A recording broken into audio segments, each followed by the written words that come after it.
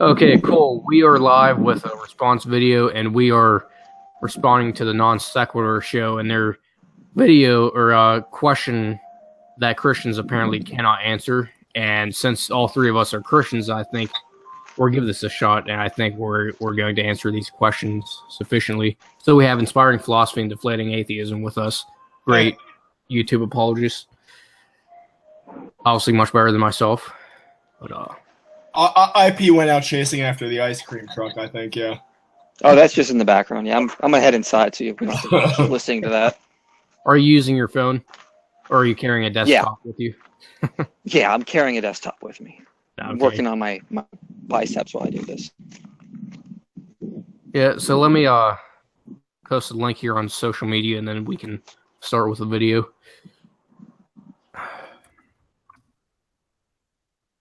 Well, I'll just lay the groundwork. Is that a bunch of YouTube atheists made this video titled what's the title of, like 15 questions Christians can't answer.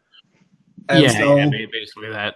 Basically, the punchline is that basically all of these questions had been answered by the year 1600. So yes, they are eminently answerable.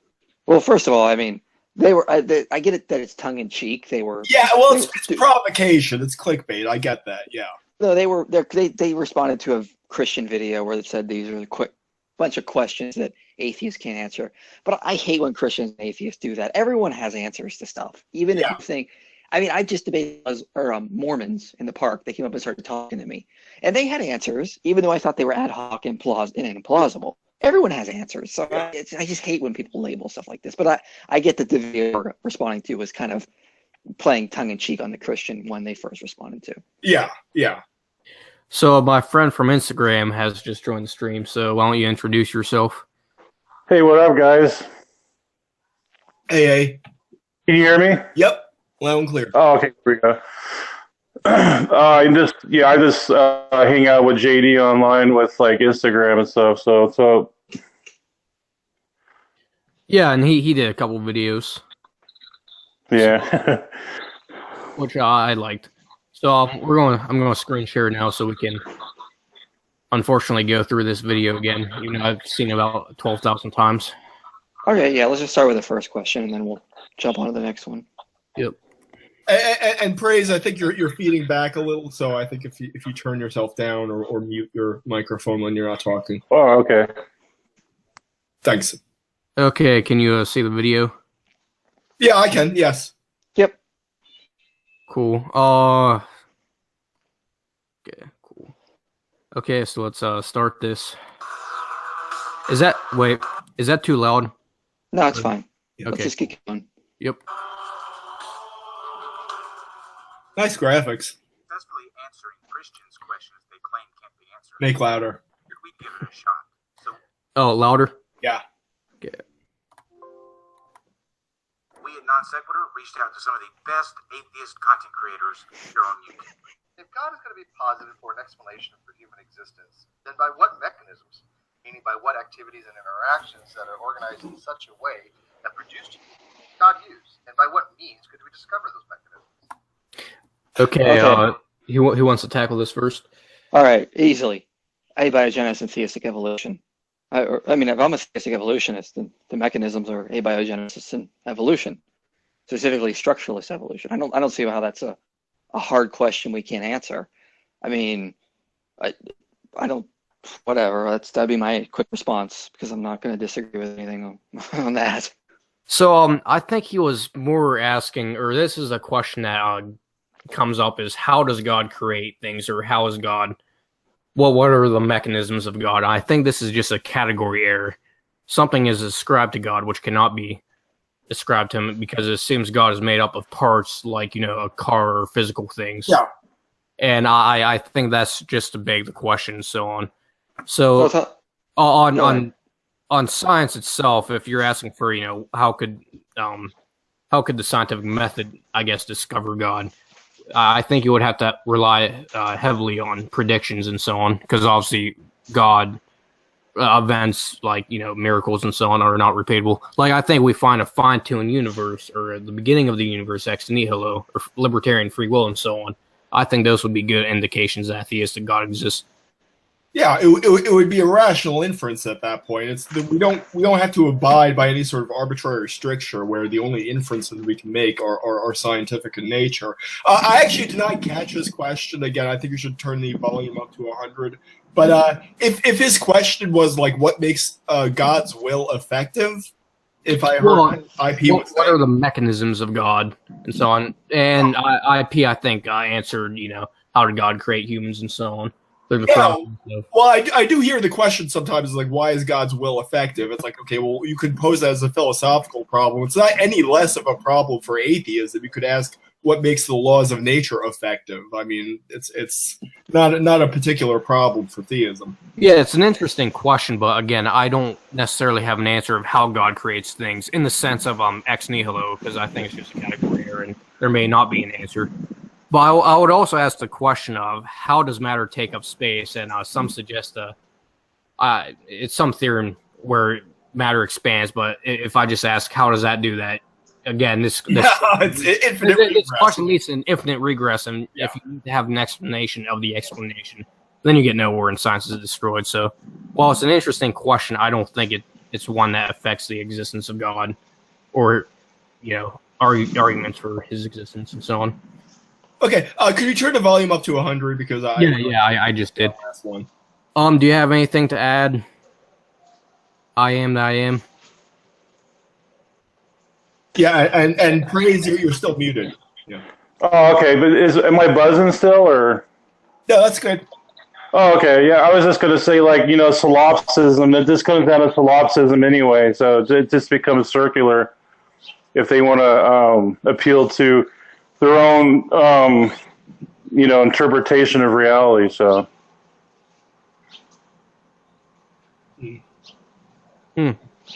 Well, yeah, I think what you're getting is like they're kind of assuming that a dualistic approach here, that God is immaterial, right. The world is material. These are two separate substances. How would they interact? Yeah, they need a criteria.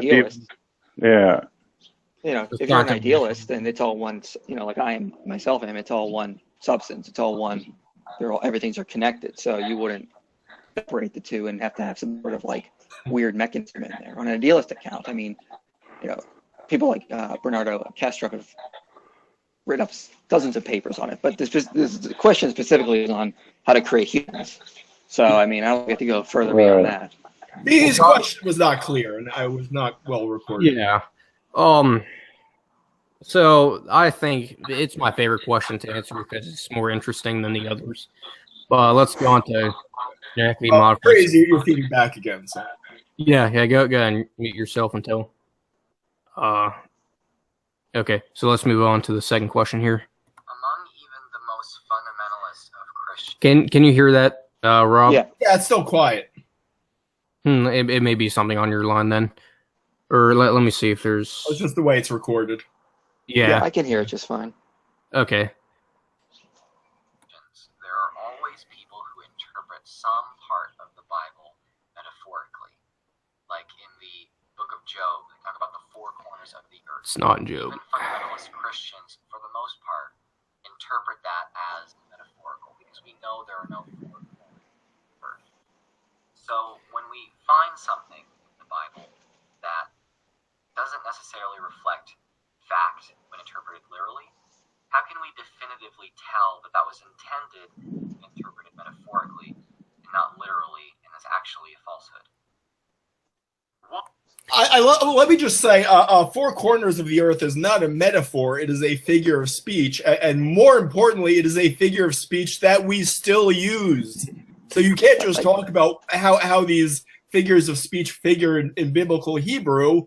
I mean, these are questions we need to answer with modern spoken English. Now, if you're just going to be, I'm sorry, I hate to use the word, but just like completely autistic and not understand what's supposed to be figurative, what's supposed to be literal, what's a figure of speech. I mean, we can't hold your hand through all of this. Well, I love how no one ever does this with Shakespeare. How come there are metaphors in Shakespeare and there are literal passages in Shakespeare? When we're reading these stories, how are we supposed to know which is literal and which isn't? Yeah. I don't know. Maybe we should study the text and let it speak for itself. I mean, when it comes to the Bible, it's called hermeneutics. We study each passage. We study the context. If we're reading a passage that contains Hebrew three-line poetry, or clear metaphors, similes, figures of speech. I mean, it's pretty obvious. It's called hermeneutics. This slippery slope fallacy is absurd. Just because there's metaphors in the Bible, like there's metaphors in every book written except for maybe the phone book. Yeah. That doesn't mean that we can't read it and understand what's saying. It's this idea that if I'm going to read John 15:1, where Jesus says, "I am the true vine," and I'm going to interpret that, oh, Jesus is using that as sort of like a metaphor. Well, that means we have to take the resurrection and the ascension all as metaphoric. I mean, come on. Yeah. Let's use a little common sense to start out with. And that way we can do some hermeneutics, some exegesis, study the scholarship on it if we're having difficulties with the passage. There are plenty of scholars who've written about this. This is not complicated. Yeah, and I guess Jesus would be a literal door if we also take that as literal, and I think the parable by definition is not a symbolic saying. But see, this question can literally be applied to anything they say concerning religious or atheistic texts and so on. Just the word exegesis is basically finding out what text always meant and what never meant. So text not mean what never meant. So in the specific case of Job, this is Jewish poetry, along with the Psalms, Ecclesiastes, and so on. With poetry, you have metaphors or figures of speech, like Rob talked about. And when you have a book like the Bible written over a 1,500-year period, 66 books with 66 different authors, you're going to have different types of styles. And if you're not willing to figure that out by yourself, then I don't think you're seeking sincerely with a sincere heart and so on. Yeah, it's funny when you read Job as poetry. It's just gorgeous poetry, and when you actually read the verses in context, it's undeniable that these are meant in a poetic sense. I mean, it's funny when they pull out like a phrase like "foundations of the earth" and then use that. Oh well, they're trying to make a cosmological scientific point with foundations of the earth. When you read it in context, it's pretty clear that it's meant in a poetic sense. I like what IP was saying about atheists use metaphors too. What if when Richard Dawkins said that genes are selfish, did he really mean that they're envious? I mean, I don't. Yeah.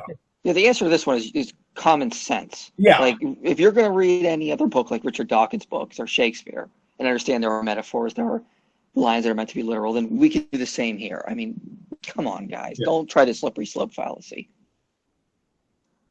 Yeah. And anything you would like to add on? It's just like the Bible's not like a scientific book. That seems to me it's like incredulity to me with that. So. Mm-hmm. Mm. Yeah. Well, it's accurate. There could be a scientific fact in it, like the beginning of the universe and so on. Right. Yeah. Yeah, it could be. I mean, they can mention them off the cuff, but it's not what it's aiming for. Yeah. So let's move on to this question, which is about asked 3 other times besides this time. What are your reasons for not being a Hindu, Muslim, Buddhist, or follower of one of the many other non-Christian faiths? Is it because you've devoted enormous time and energy to systematically investigating and debunking all these other religions? If you haven't done this, how can you in all honesty claim that your religion is superior? And if you're only a Christian because you happen to have been born into a Christian family, genetic fallacy, raised in a culture or society where Christianity is commonplace, what about all the other people who, by a twist of fate, have been raised believing one of the many other religions that God has allowed to proliferate? So Kyle asked me to come up with. Okay. Oh. Yeah. Who wants to start with this, man? I think it's funny that I really think 10 or 12 years into the new atheist revolution, this is really seems to be the argument they're hanging their hat on at this point. Is if you were born in India, you'd be a Hindu or something, Yeah.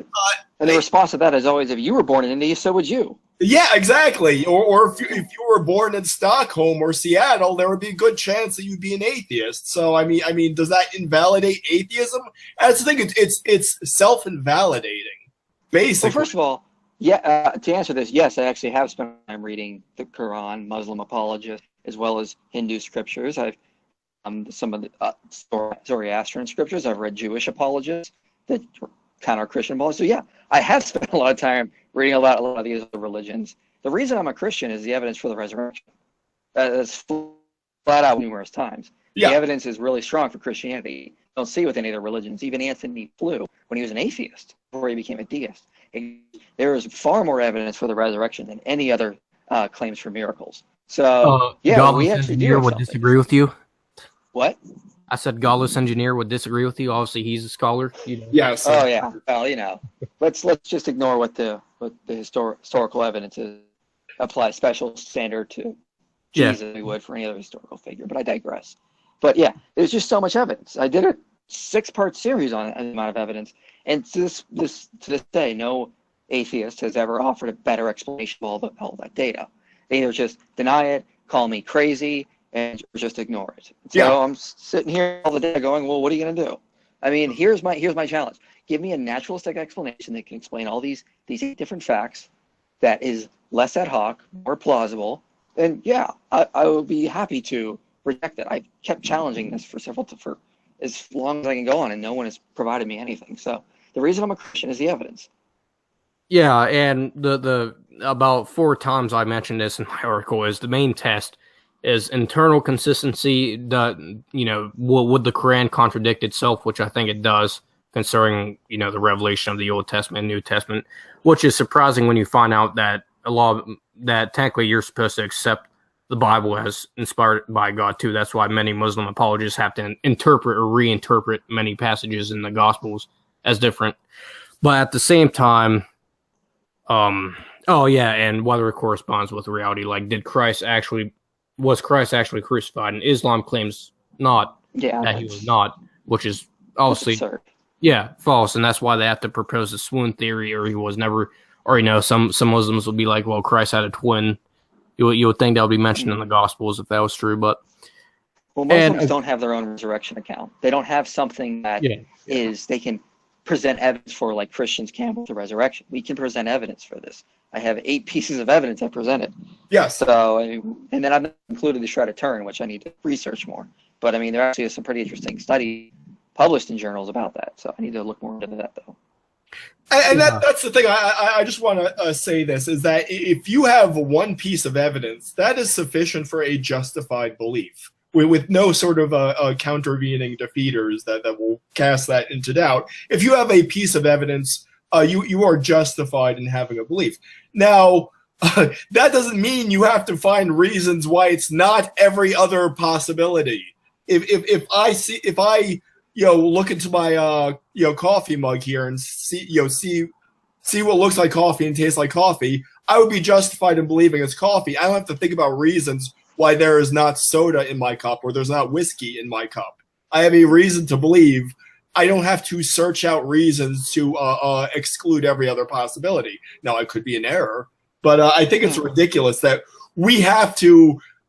It's advisable to investigate the world's religions, but it's not necessary to discount them one by one to have a justified belief in Christianity. I believe in Christianity because of the evidence, both the evidence outside myself and the evidence in my own life.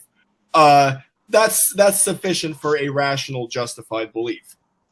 Yes, and to wrap up this question, I would just simply have to ask him is, have you gone through every religion and shown them all to be false? Yeah. Oh, and I also want to say he does throw this out, of course, the genetic fallacy. You only believe because that's how you were raised. Well, we could play the same game with you. We could say you only don't believe because it makes you feel good about yourself or whatever. But we choose not to play that game. Well, let's focus on the evidence. Let's not try to attack people based on what we think they believe and why we think they believe it. Well, yeah, it's independent. At one point, everyone believed the Earth was flat, but just because at that specific time they all thought that does not mean that it was flat. That would obviously be an ad populum, not genetic fallacy. But at that specific time, if you were to just say the Earth is flat because you were growing up that way, then that's a genetic fallacy and so on. And when they apply it to Christians, It's funny though, is that I really do see this being the predominant argument, such as it is of atheism, is that you only believe because you were raised that way, or you only believe because you're afraid of death or whatever, and that's really what they seem to be hanging their hat on. It's sad, but I see it more often too. It's sad, but I see it more often than I want to. It's like, guys, come on, let's talk about the evidence. Yeah. Anything you want to add on? Yeah, it's still a category fallacy too, because they're lumping all religions into one. Not all religions are the same. They have different historical value, epistemological value, ontological.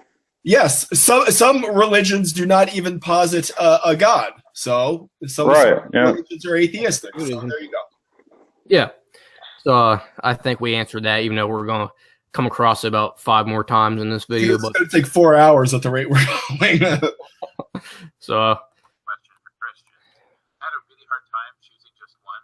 I mean, much of the Bible makes no sense at all. Because you don't understand it. Really gets to the heart of the religion, and one that would apply to most, if not all, Christians, no matter their denomination.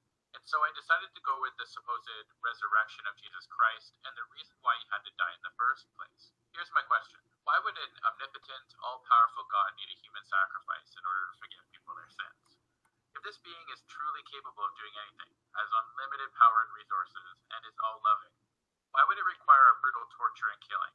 Why would it need a blood sacrifice and not just simply forgive people their sins, especially if it knew their motivations and could judge people according to their intentions? This question has always baffled me, even when I was a Christian. Anyhow, thanks for inviting me to take part in this video, Kyle. Cheers. Okay, so why did Christ have to die, essentially, is the question. Why can't God just forgive people? Because first off, he's God, and he doesn't go down to petty human standards and so on. Yeah, I think this is actually the best question in the video. I think it's a good question to ask. Because this is actually when I was an agnostic for a few years that I was. This is one of the things I'd bring up. And reading a lot on them. So I think, first of all, theologically, there's a lot really cool explanations regarding like Yom Kippur and the priesthood and Book of Hebrews. But I think what he's asking more is philosophically, why would God want to do it this way? And I think the point is to go through analogies. If we were to visit a country and there was a king, he saw people committing rape and murder, running around doing. You dropped out. Why are you letting this happen? You're dropping out, man. So, no, it's okay. I don't need to do anything. I forgive them. We'd be like, you're not a good king. You have to do something about the evil. And so I think what the point is, like, what is he asking? Is he just saying that evil just go and God can just let it go without actually bringing a solution to it, actually providing something for it? This needs to be addressed. And of course, this whole idea comes from the old Touched by an Angel show from the 90s, that God has to come down to the sky and say, listen, I can solve your problems. You need to stop being so selfish. You need to stop being greedy. And we all need to just hold hands and sing Kumbaya. That works in fantasy land, but in the real world, people have to be shown their sin. They have to be shown how evil they are. And the only way you're going to do that is if you see what your sin causes, if you see what it deserves, what it's actually doing. And nothing will do other than the sacrifice of Christ. It shows us the pure evil that has to be paid. It shows what it caused. If going back to my original analogy, if a king said, okay, I'm going to take care of all this pain, but instead of punishing everybody because I'll kill everybody off, I will take the punishment that you all actually deserve. And he went through the horrible punishment, suffered and died. That would affect people. People would see, this is what I deserve. This is what my sin does. So if you see yourself as a sinner, unfortunately a lot of atheists really don't, so there's kind of a block there between us and them. When you see, if you see what Christ had to suffer, if you see that's what our sin deserved, and he took that for us, that is going to cause the change that is necessary. That is going to awaken people. This is a video I did a long time ago called Why Christianity is Different. And it's just a short 5 video of Tim Keller. He kind of goes more into this about how Christianity is different because of cross, of the sacrifice. It shows people their true evil. It shows people what their sin does, and it gives them the power to truly change through sanctification. Yeah. And I think in such a way that it really made sense for the pagans and Jews of the time. I'm reminded. I just kind of thought of this off the top of my head, but of the Grand Inquisitor and the brothers Karamazov, and he talks about the landowner who sicks the dogs on the child, and he says, well, when they all get to heaven, it's possible the child can forgive the landowner. It's possible that his mother can forgive the landowner, but how can the mother ever forgive the landowner for what he did to the child? So I think kind of the crucifixion kind of solves this problem, because God is not sitting afar and forgiving what I do to you or what you do to me, because God put himself in the figure of a human being where he was subject to the evil of man and where he would be in the position to forgive us rather than forgiving each other for things that were not done to him. Yeah, and also the cross takes elements to the problem of evil. A lot of atheists get mad because God allows evil to happen. Well, I mean, I remember quoting an author in one of his lectures where he says, the cross sort of answers that, because the rulers of the world got together to pronounce judgment on God and saw that he already served his punishment. Here, Christ has entered into the world, suffering, taking the bite of evil along with us. It's not as if he's a distant God on a throne who doesn't care. Yeah. Here is God suffering too with us, relating to us, knowing what we go through, showing that he truly doesn't care. What do you want God to just sit up on a throne and forgive you? I mean, he does that. How do we know? How can we see the true love of God? How can we truly know he does care? Well, actions always speak louder than words. Yes.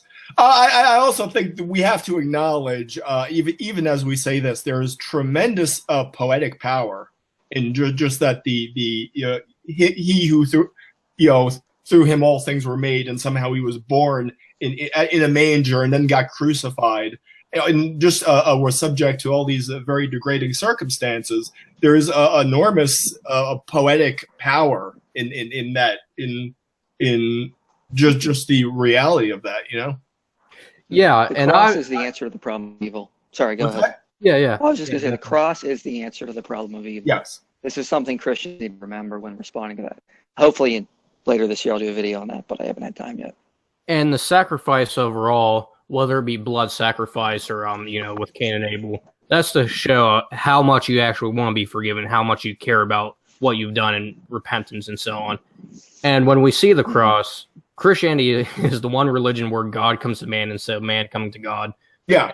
Sacrifice is what atones for his sin, and it's not just human sacrifice, it's literally God incarnate sacrificing himself for us.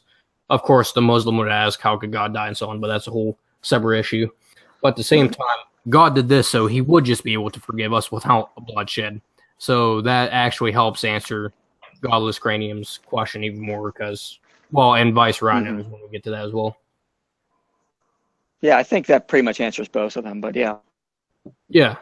So, anything else to add? I am that I am. Yeah, it's just the moral law of God is severe. I mean, he demands it because he's holy. He's way beyond our morality, So I just think that sin is death. That's just the way, because that's the severeness of God and his moral character. Yep. Okay, let's go to the fifth question, which is basically the third question again. Religion, from ancient Greek beliefs to Native American beliefs, both past and current, account for gods that have relationships with their believers and with their servants. Why do you feel like the relationship that you claim to have with Jesus Christ is somehow special or unique and somehow invalidates how all other believers feel about their gods and their connections with their gods? Because it's true. First of all, about you can't read someone's thought. You can't just say, look, I know all these other religious people are sincere. Well, we don't know. I don't try to get personal. I try to give evidence when I talk to people with religion. Second of all, even if it's totally true, they do have sincere relationships.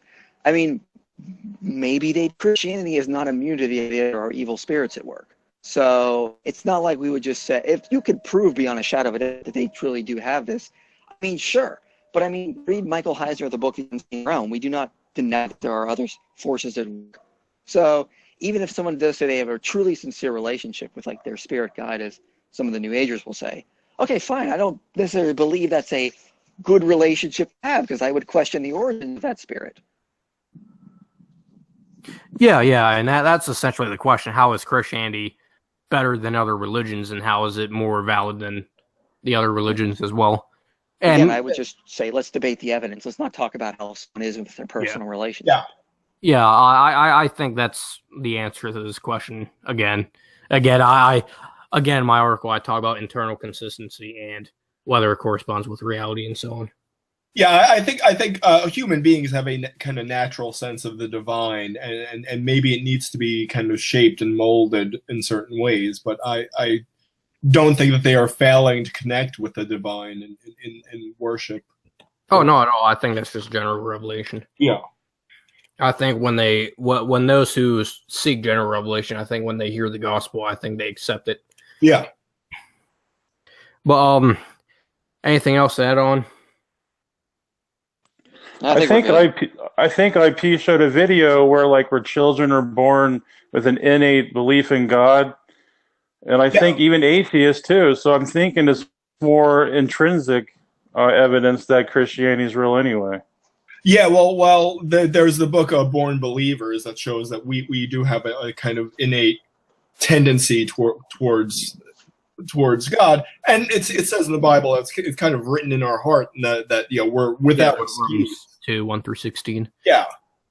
So I mean that doesn't mean that it's not the obligation of society to help guide them in a certain direction. Yep. Okay, we can move on to the next question because it'll probably take a little longer to answer. Everyone, in the Old Testament, God didn't like all the unrighteous people on earth. So why did God choose to get rid of all of them with a global flood? Presumably, he could have made them painlessly vanish with a silent snap of his immaterial fingers. And why, after flooding the whole earth, did God decide to hide all evidence of his act? Why? I just love that guy, though. You have to admire his spirit. Yeah, I've never seen a lot of these guys before. I like his attitude. The reason was I believe in a local flood, for example. I actually think there is evidence of a local flood. Yeah.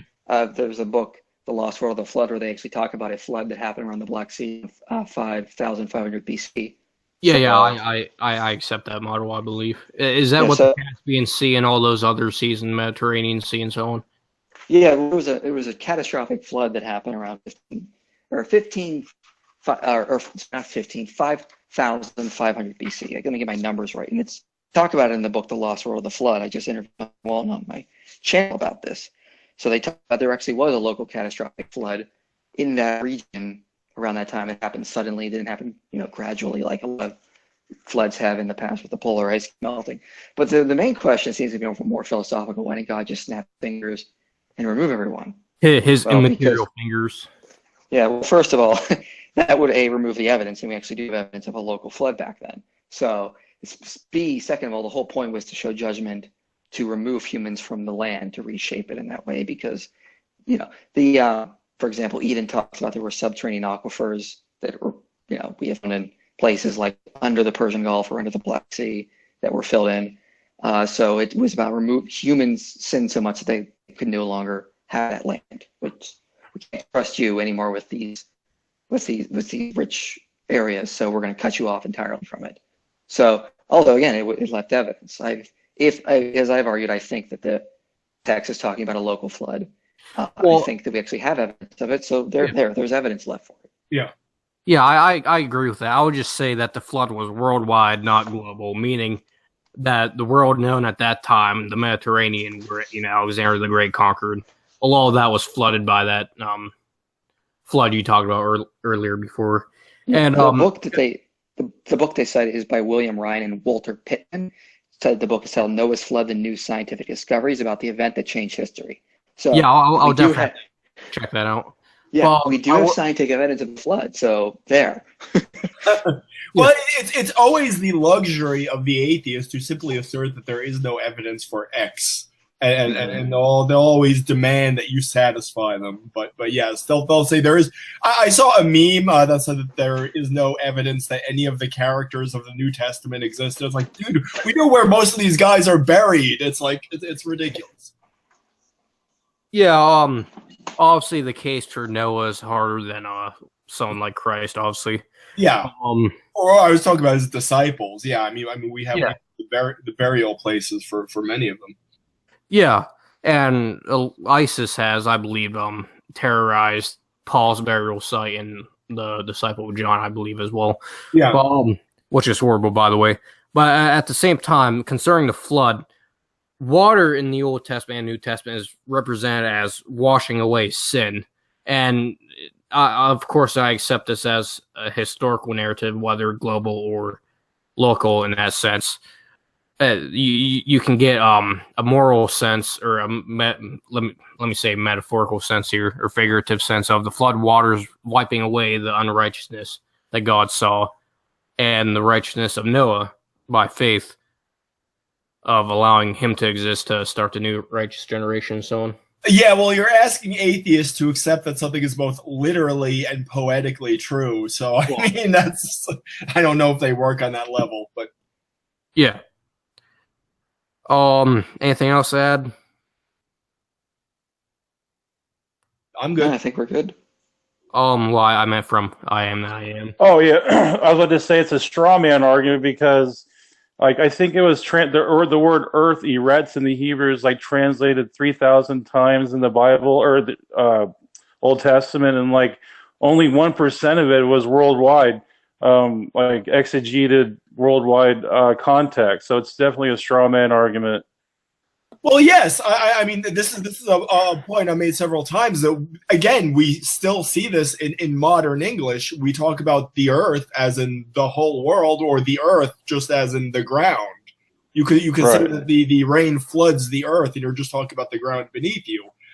You will find it's debatable whether the Hebrew Bible really contains any references to the whole world, but I mean, they talk about the earth. And so it's very minuscule, yeah. So the question presupposes a global flood, which is more of a question for, I don't want to say young Earth creationists, even though they typically go for the model of a flood. Even though I do know an old Earth creationist who argues for a global flood. But so from that, if you presuppose there's a global flood, then that would be a question. That would be their burden of proof and not ours, I think. Yeah. Mm-hmm. Okay, we can move on. Yeah, even though this question is going to be the exact same. Is it that the believers in every religion in history were wrong about their respective religion, despite having the same amount of conviction and evidence as you do for Christianity? It seems to me that you're already an atheist when it comes to all other religions, but somehow the one you happen to be born into is the one correct. Shut up. Okay, first of all, there's not. I mean, as I said, even as he flew, there's far more evidence for the resurrection than any other miracle claim. Yeah. So, you're wrong. You have to actually show that the Egyptians had the same amount of evidence as we did, or Muslims have. I mean, you just can't assert that ad hoc. Notice a common thread through all these religions besides Buddhism. There's some sort of supernatural reality, and you're the one claiming they're all equally irrational and stupid to believe in, so you have the burden of proof to show your atheism is correct and so on. So we believe one God further besides you. So, well, that's the thing. Even if you're going to take the view, which of course is wrong, but the view that every religion is like 3,000 different mutually exclusive options. Well, atheistic naturalism would just be the 3,001st mutually exclusive option. So you just have the same exact problem, basically. Yeah, and considering whether I'm an atheist, even if I accept their lack of belief definition, it still doesn't help their position. No. And there are plenty of people who arrive at religious beliefs that are different than their parents. So the entire premise of your question is bunk. And atheism, by its proper definition concerning philosophy, is the proposition that God or gods do not exist. So none of these religions are are atheistic in that sense. So, well, I would say that there are religions, like I would say Scientology is an atheist. Yeah. I mean, you could argue that some forms of Buddhism are atheistic, but yeah. Yeah. So, again, we've already addressed this. Again, third time test the propositions of these worldviews, internal consistency, and corresponds to reality. Anything else? Yeah, I'd like to know, like, what makes atheists arbitrators of evidence? Like, what basis do they make that claim where they can decide what evidence is? You know, so that's all they do is like use the buzzword evidence. Yeah. And try to impose it. By evidence, I mean beyond any doubt and absolute proof. So God appeared to me, but at the same time, they would say I'm hallucinating.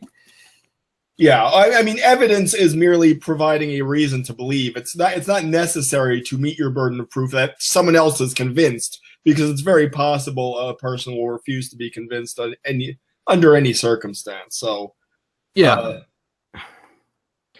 So I think we can move on here. Powerful and all-loving. Why does he require blood in order to grant forgiveness? Old Testament or New, something had to die before he could forgive anyone.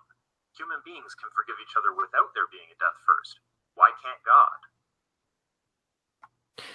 We do really have to answer that. We answered that earlier. The premise of that question, yes. Yeah. We really have to answer. We answered it earlier. So. Yeah, I just want to add one thing that I extended on in my article here that I find helpful.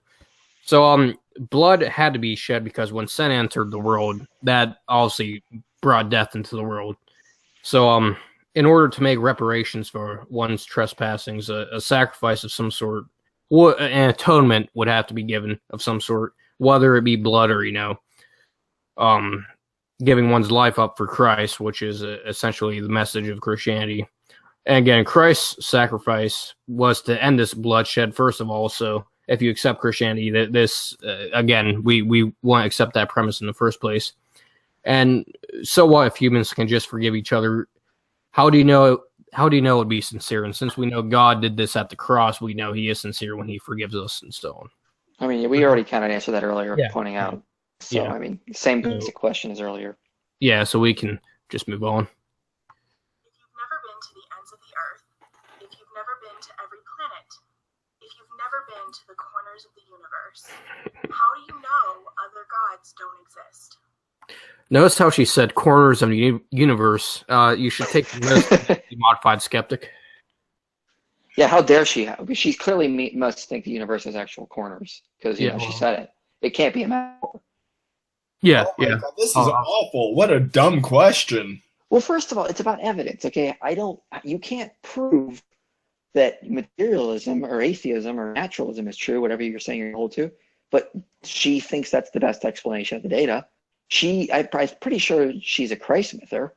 She can't prove Jesus did not exist, but she thinks that's the best explanation of the data. So why can't we have a best explanation of the data? When we talk about the data we do have. Yeah, and I think there's a misunderstanding of what we mean by God. This is my definition of God. You guys may disagree, but I define God as the greatest conceivable being who is an unembodied mind that transcends space and time. If he was a being inside the universe like Greek pantheons, then he really isn't God because he's bound by space-time. And exactly. This presupposes God is the magical man in the sky, which is the false view in that none of us hold, which is the biggest straw man by the new atheism, by the way. I really don't even get the question. Like, she can't prove she's not a brain in the vat. So what? Yeah. She can't prove she's not a butterfly dreaming she's a woman. I mean, you can't prove a lot of things, but it doesn't mean you're going to believe it or you're just going to always be questioning it. I mean, it's about the best explanation of the data. It's about we can study the data. We can come up with the best explanation that we think is of reality. So that's what we're doing. Why don't we talk about that? Yeah, I don't think you're fully grasping the dumbness of the question. I think you're arguing at a higher level. I would call you out for calling her dumb, but when I was debating godless engineer, that's godless engineer's wife, isn't it? Oh, I think girlfriend or something like that. I'm pretty sure she called me an effing asshole during the break when my debate with godless engineer shut down because I just before the stream shut down, I asked him if he was reading off Rational Wiki. And then he did. He said he was using it as a source, but it wasn't his only source. So I said, okay, good for you. But then she called me an effing asshole. And I was like, okay, lady. Okay. Yeah. I would call it. Well, I mean, it's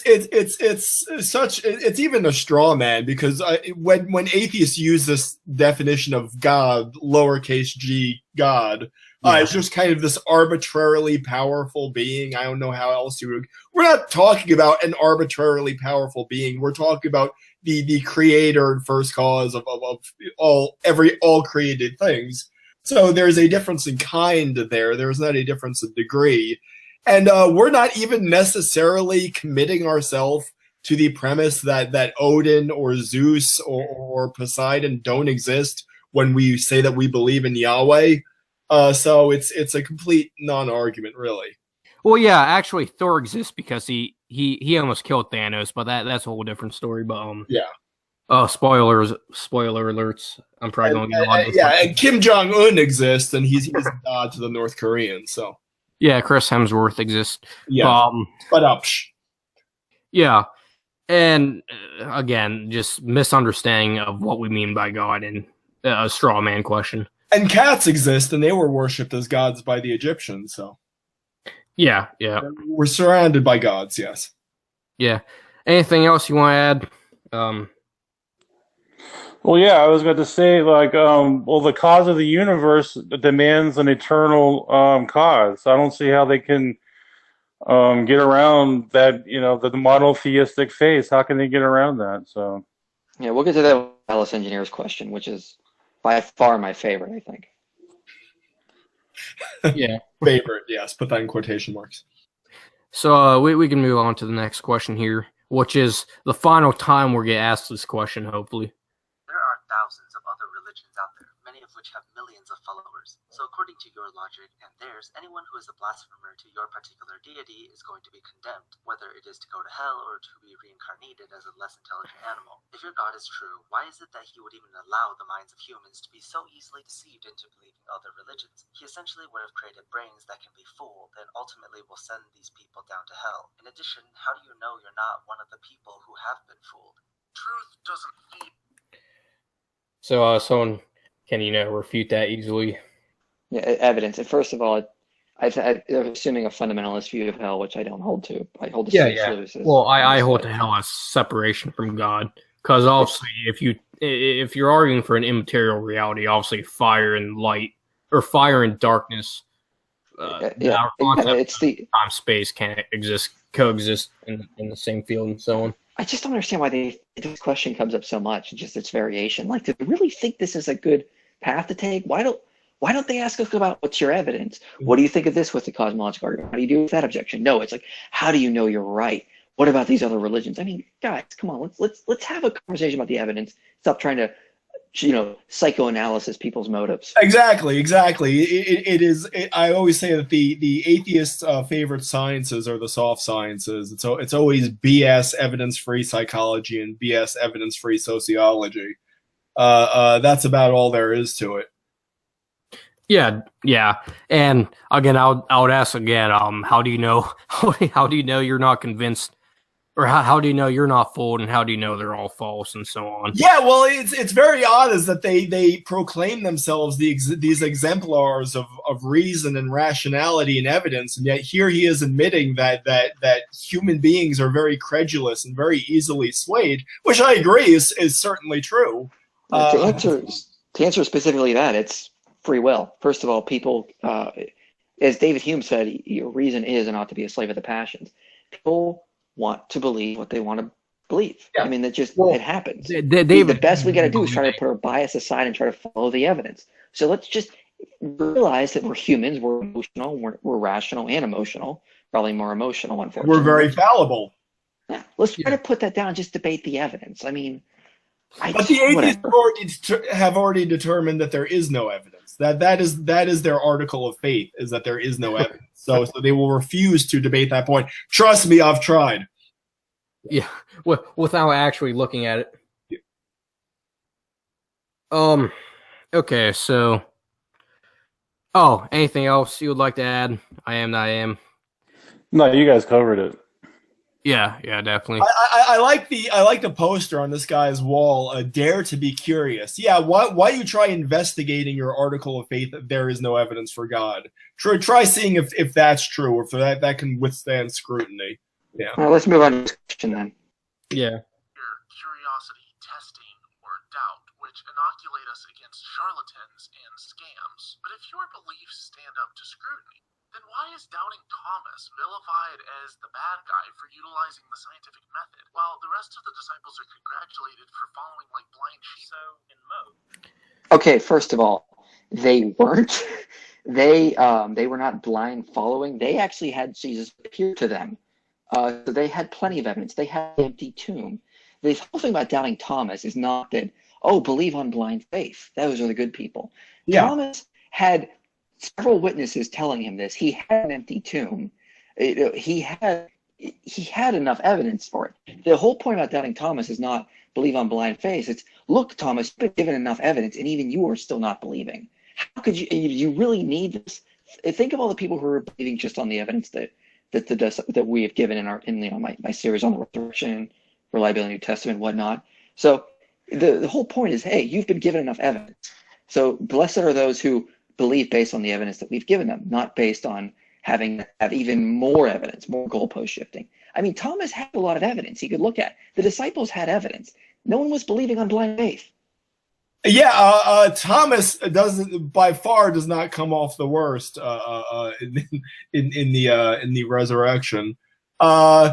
It's funny, he did not use the scientific method. He used empirical evidence. He placed his finger in the wound, just as the other. Well, he's talking about before that. He's talking about before Jesus appeared to him. He was doubting, and then Jesus appeared and convinced him, type thing. Yeah, well, in both cases, it was empirical evidence. He just had a kind of different threshold. The other disciples weren't believing until Christ appeared to them as well. They started to believe when Christ appeared, so they were still using the scientific method, even though I don't think it's the same. Yeah, well, it's not really the science; it's empirical evidence. I mean, we believe what our senses tell us. It's not that this is a passage about believing on blind faith. That's not what it's about. Yeah. It's because if you look at the context, Thomas had evidence already. He had 11 of his the people he's been traveling with for 10 at that point, traveling with him, telling him he has risen. By the way, there was also an empty tomb. By the way, there was also these women followers who said it as well. Look at all this evidence. Even the Jewish priests are admitting the tomb is empty. I mean, he had enough data. So the whole point was not just believe just on blind faith. That's not at all. That's nowhere in the book of Acts. It's nowhere preached in the Gospels. Jesus even says, believe on the evidence I've given you. Yeah.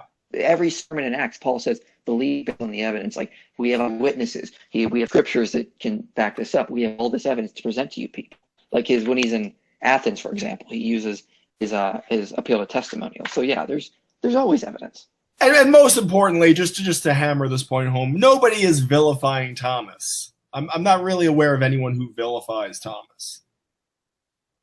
So let me read the verses right after this passage that they like to quote for blind faith. This is John 20:30-31. And truly Jesus did many other signs in the presence of his disciples, which are not written in this book, but that these are written that you may believe that Jesus is the Christ, the Son of God, and that believing you may have life in his name. So, again, and if you keep reading the lines, you realize in context it's not blind faith. Yeah. So, anything else people would like to add on? Well, yeah, Thomas did have spiritual revelation from Christ too. I mean, he learned straight from like the master himself, so there's no excuse for that. Yeah. Okay, so yeah, we can just move on to the next question here. Sections of Christian theology, there's typically one of two afterlives you'll get into when you die. There might be different subsects of this, but generally speaking, there are these main two ones, heaven or hell. So my question would be, why would you want either of those? Let me lay it out. You can either go to heaven and have no free will, or you can go to hell and burn forever. Take your pick. If you go to heaven, everything's happy at all times, which means you're not allowed to feel sadness. You'll be worshiping God until the end of days, and the there's going to be no end of days, so it's going to keep going forever and ever, which means you effectively have no will of your own. You are forced to worship this deity until who knows when. Now, if you go to hell, then you're going to be burning forever, but at least you have your free will. In neither of these are you given a choice or a chance to be anything but what you will be shaped and molded into. In both of these, you will effectively be a slave, whether you have your free will and you're burning and tortured, or you have no free will and thus are effectively stuck in unending servitude. I don't believe either of these places exist, and I have no reason to believe either of these places exist.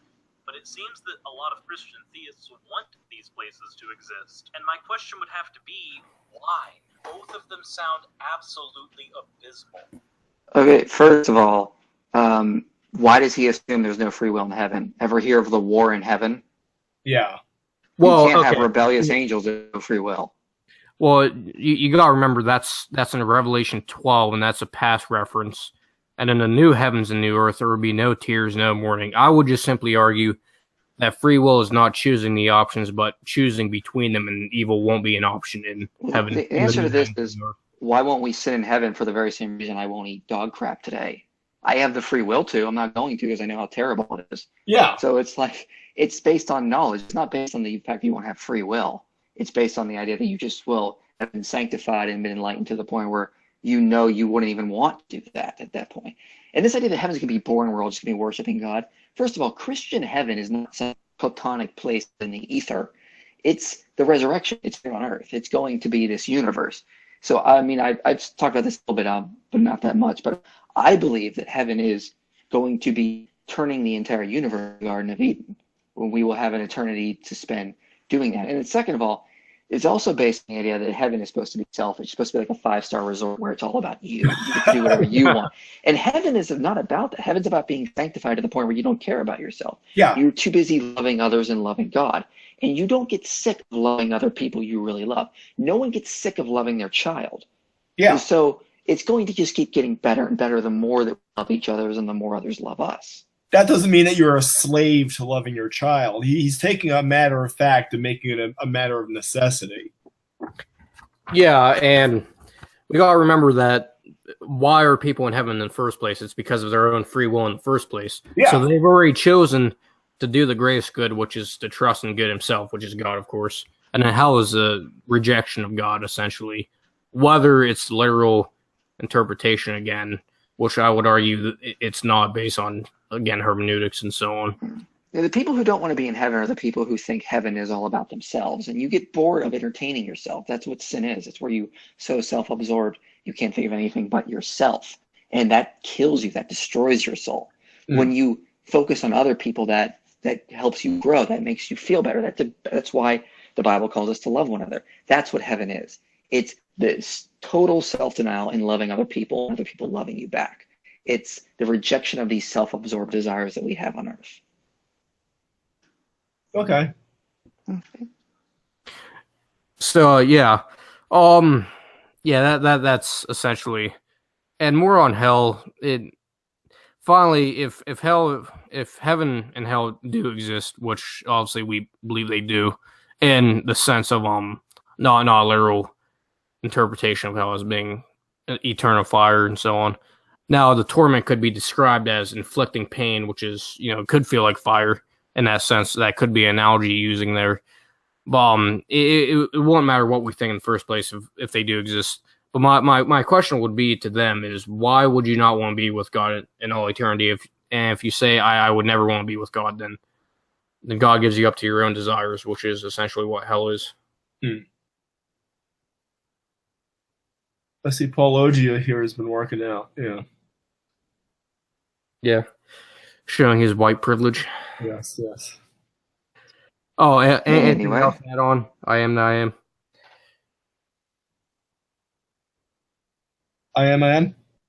Yeah. Are you still there? Oh, there we go. Yeah, I would like to know how they came to the conclusion, how heaven is like. How the hell would they know what heaven's like?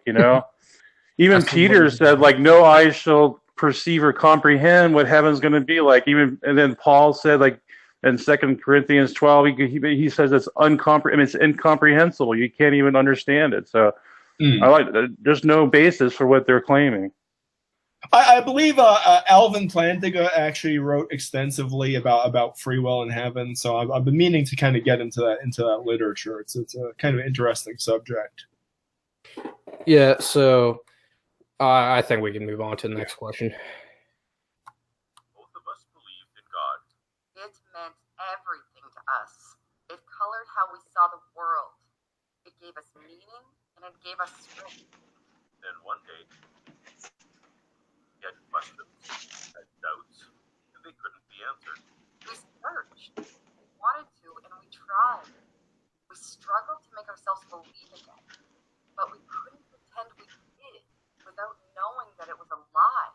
So here's our question. Can a person simply choose to believe in something that they are not convinced of? If not, God created our brains to require a certain level of evidence. Shut up. Chosen to not provide that level of evidence for us.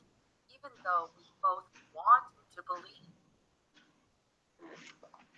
Okay, so I just want to say I love that when atheists mock Christians for using their personal testimony, but when they do it, their personal testimony about atheists, that's a good argument. They can do that. It's just like such a double standard. Don't give me that.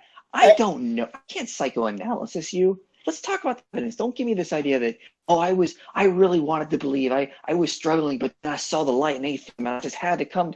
Okay, if mock Christians for their personal testimony, I'm going to do the same to you. Let's not play that game. And it's worse because they'll take their own personal experience and just project it onto everyone. You know, it's everyone must follow in their footsteps. That if they were a Christian and then they had doubts, that is the inexorable progression. Is that if you investigate your doubts, you will end up as an atheist. I actually found it interesting. Shannon Q, she was like asking you, why do you think it's bad for us not to pretend to believe something that we know is a lie? It's like, could you ask a more loaded question? Well, they're basically saying, like, I'm really objective. I really wanted to believe in Christianity, but I really studied the evidence. And so if you do the same, you will too. I mean, first of all, okay, let's actually talk about the evidence. Let's not talk about personal feelings. And second of all, psychologically speaking, I did a video called Is Atheism a Delusion? The title being tongue-in-cheek. Look, there's actually a lot of psychology on this. It's really easy for humans to accept theism and really hard for the brain to accept atheism. So if you truly did want to believe and you truly do study the evidence, from a psychological perspective, I find it hard to believe that you end up at atheism at that point. Because psychologically, the brain does accept theism far more easily. Yeah. And so when I give them the arguments, like cosmic conscious argument or the digital physics argument for God's existence, they'll sometimes say, well, that's just not enough evidence for me. I will always give them that video, and they're like, well, psychologically, it should be enough. So, okay, at the end of the day, I can't psychoanalyze them. Let's stop relying on our personal testimonies and just use the evidence. This is the best they can do. This is the best they have. Yeah, and they say, can someone truly believe in something that they're not convinced of? Well, since they call us irrational for believing in God, because apparently we believe without evidence, by the way, that answers their own question, too. We would, of course, dispute that premise, too. Of course, they don't seem to realize these things. Essentially, can one choose their own beliefs? And I talked to Shannon. She says no. So, again, I think she presupposes that we don't have free will and so on, which is a whole issue, which makes this entire... No, I would actually side with her. I actually side with her that we don't choose our own beliefs in that sense. We either believe or we don't. I mean, we can't. You assent to propositions to be true or false. Yeah. Then that's what I mean by choosing our own beliefs. Yeah, I think we're talking about not choosing what beliefs are out there and so on. Of course, people like Scientologists can make up this whole thing and believe in that, which I think would prove my case and somewhat. But that's a whole different thing. Yeah, well, I think it's enough to say that nobody is asking you to believe anything that you know not to be true. That's just a complete straw. That's just a ridiculous straw man. So we reject every premise of that question.